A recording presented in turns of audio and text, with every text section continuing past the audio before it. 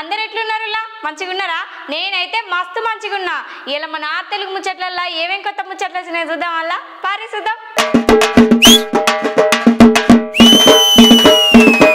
కొంతమంది మందు బాబులకు తినడానికి తిండి లేకపోయినా నడుతుందేమో కానీ కళ్ళు కడుపులో పడితే కానీ మనసులో పట్టేటట్లేదు కొంతమందికి.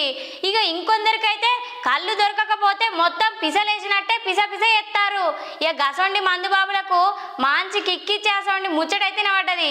ఇక ముచ్చట ఎంత చూడుర్రి. మన పక్క రాష్ట్రంలో నిన్న మొన్నటిదాకా నోరు తిరగని నోట్లు పెట్టినా దొరకని రుచి లేని కాస్ట్లీ మందు అయితే ఉండేదట. ఇక కొంతమంది అయితే తాగటానికే తెలంగాణకు వచ్చిందంటే ఆడ ఎటువంటి పరిస్థితి ఉండేదో మీరే అర్థం చేసుకోండి. ఇక కానీ అసలు ముచ్చట ఏంటంటే అప్పుడో ఇప్పుడో తాగే మంచోళ్లకు ఎప్పుడు అలానే మునిగే మందు బాబులకు చంద్రాల సర్కారు ఒక గుడ్ న్యూస్ అయితే చెప్పింది. దాదాపు 3 నెలల సంది ఎదురు చూస్తున్న కొత్త లిక్కర్ పాలసీపై చంద్రాల సర్కారు కేబినెట్లో ఆమోదం తెలుపుతూ సంచలన నిర్ణయం అయితే తీసుకుంది. నూతన ఎక్సైజ్ పాలసీ అమలుకు మంత్రి మండలి ఆమోదం తెలిపింది. అక్టోబరు మొదటి వారం నుంచి ఈ నూతన పాలసీ అమలుకు చర్యలు తీసుకుంటారట. మద్యం ధరలు, రిటైల్ వ్యాపారం, పన్నులపై కేబినెట్ సబ్ కమిటీ చేసిన సిఫార్సులను మంత్రి మండలి అయితే ఆమోదం తెలిపింది.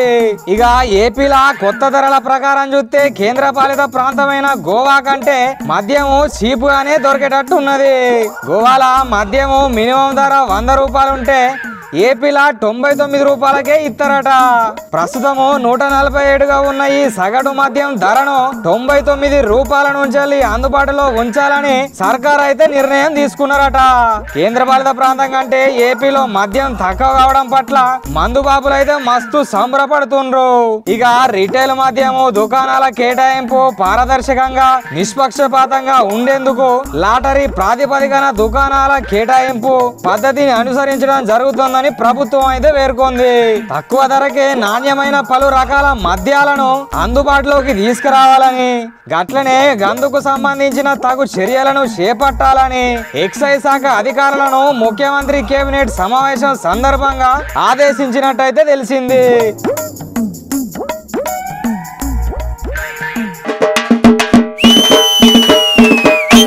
ఉరుకు పరుగుల జిందగీలా ఇంట్లోనే ఉండి అండుకునుడు వీలు కాకనో లేకపోతే బయట తిండికి బగ్గా అలవాటు పడో మస్తు మంది అయితే మందకు మంద జమై ఏడ దొరుకుతాడా ఏది పడుతుంది తినుకుంటే పొంట గడపడానికి అయితే చూస్తారు. ఇక బయట సమోసాలు తినేటప్పుడు జరంతా చూసుకొని తినుర్రి. అగో గిట్లెందుకు అంటుంది అనుకుంటారా? ఇక ఈ వీడియో చూస్తే మీకే అర్థమవుతుంది. బయట తిండి గరంగరంగా గమ్మతుంటదని గాయగా పోయి తినేటోళ్ళు జర పైలముల్లా సమోసాలల్లా జంతు కలేబరాలు కప్ప కాళ్ళు అయితే అత్తున్నాయి. అగడు పట్టినట్టు ఆగమాగమోలే అమాంతం తింటే ఆయంత కప్ప కాళ్ళు కడుపులకైతే పోతాయి. గజియాబాద్ ప్రాంతంలో ఇందిరాపురంలోని ఒక స్వీట్ దుకాణంలో అదే ప్రాంతానికి చెందిన అమన్ శర్మ అనేటైనే ఆయన 2 సోబతులతో కలిసి స్వీట్ షాప్ కి అయితే పోయిండట. ముగ్గురు అక్కడే సమోసా తిందాం అనుకున్నా గానీ షాపుల రద్దీ ఎక్కువ ఉండు ఏబట్టి 3 సమోసాలను పార్సల్ చేసుకొని రూమ్ కి అయితే తీసుకుపోయిండ్రు. ఇక రూమ్ లోకి పోయినాక తిందామని మెల్లగా తీసి సగం తినేసరికి అలా కప్ప కాళ్ళు అయితే బయటపడ్డాయి. అటెన్గా గరమైన 3 సోబతులు తిరిగి ఆ షాప్ కాడుకోయి ఆ షాపు యజమానికి చూపించి మస్తు లొల్లి అయితే పెట్టుకున్నారు. ఇక ఆ లొల్లికి కొద్దిసేపటికే మస్తు మంది జనాలు అయితే ఆడ జమైనరు. కానీ ఆ కప్పకాలు సమస్యలకు ఎట్లొచ్చిందనేది ఆ యజమాని అయితే చెప్పలేకపోయిండు. ఇక కోపంగా వచ్చిన అమన్ శర్మ అతని స్నేహితులు ఇంకింత గరమై అక్కడున్న స్థానికులు కూడా 100కు ఫోన్ చేసి పోలీసులకు అయితే ఫిర్యాదు చేసిర్రు. పోలీసులు అక్కడికి చేరడంతో ఆ గొడవ అయితే సర్దుమనిగింది. ఫుడ్ సేఫ్టీ అధికారి దుకాణం దగ్గరికి వచ్చి సమోసా శాంపిల్ తీసుకొని పరీక్షకు అయితే పంపించిండు. నివేదిక వచ్చిన తర్వాత షాపు యజమానిదే తప్పని గిట్ట తెలిస్తే ఆయన మీద చర్యలు తీసుకుంటామనేది చెప్పారు.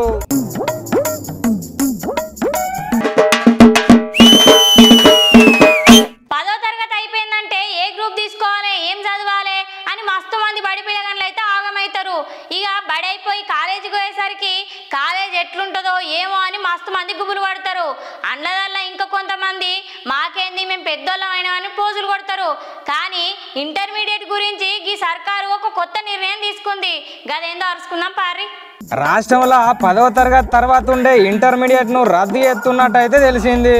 కేంద్ర ప్రభుత్వము దేశం మొత్తంలో విద్యారంగం గురించి NEP 2020 పాలసీని నడిపిస్తున్న ముచ్చట ఎరుగున్నదేనా. కానీ తెలంగాణతో పాటు 7 రాష్ట్రాలల్లో ఈ NEP పాలసీ నడతలేదు.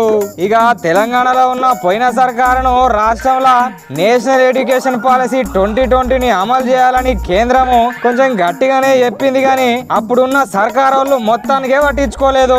ఇక లేట్ గానైనా రేవంత్ సర్కారు ఒక మంచి నిర్ణయం తీసుకొని ఇంటర్మీడియట్ ను రద్దు చేసే ఆలోచన అయితే ఎత్తంది. ఇట్లా చేసుడు ఏబట్టి పిల్లలు 10 తర్వాత ఉండే 2 సంవత్సరాలు 11, 12 తరగతులు కూడా అదే బల్లే చదువుకుంటారు.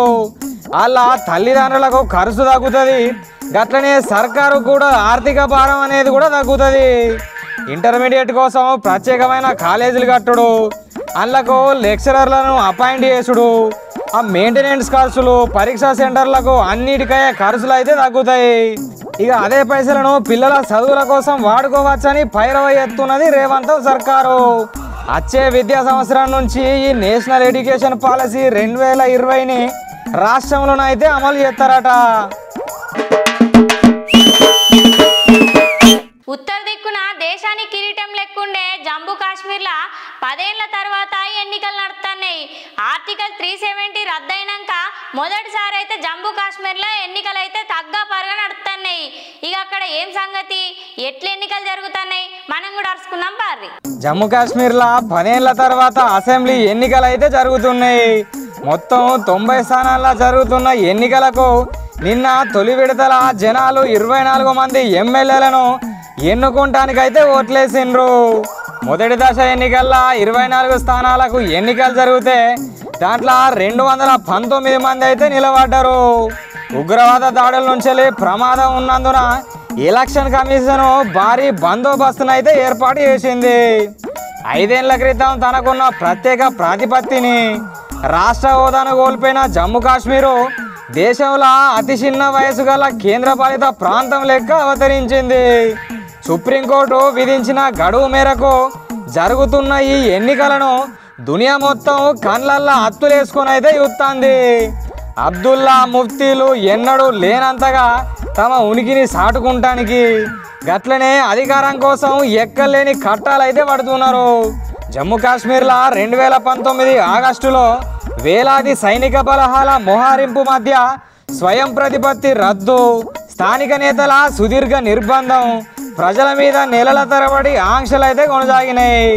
అయితే ఆర్టికల్ 370 35A తొలగించినాకనే జమ్మూ కాశ్మీర్లో అభివృద్ధి జరుగుతుందని కేంద్రం వల్ల అయితే చెప్పుకొస్తుండ్రు.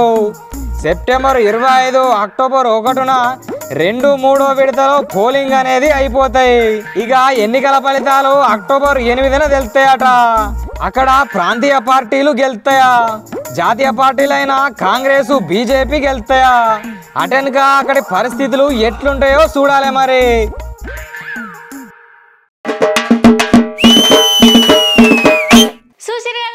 ముచ్చట్లు ఎట్లున్నాయి, మస్తున్నాయి కదా. మళ్ళా రేపు గిది అల్ల గిక్కనే కలుద్దాం. అప్పటిదాకా చూస్తూనే ఉండుర్రి మన ఆర్ తెలుగు.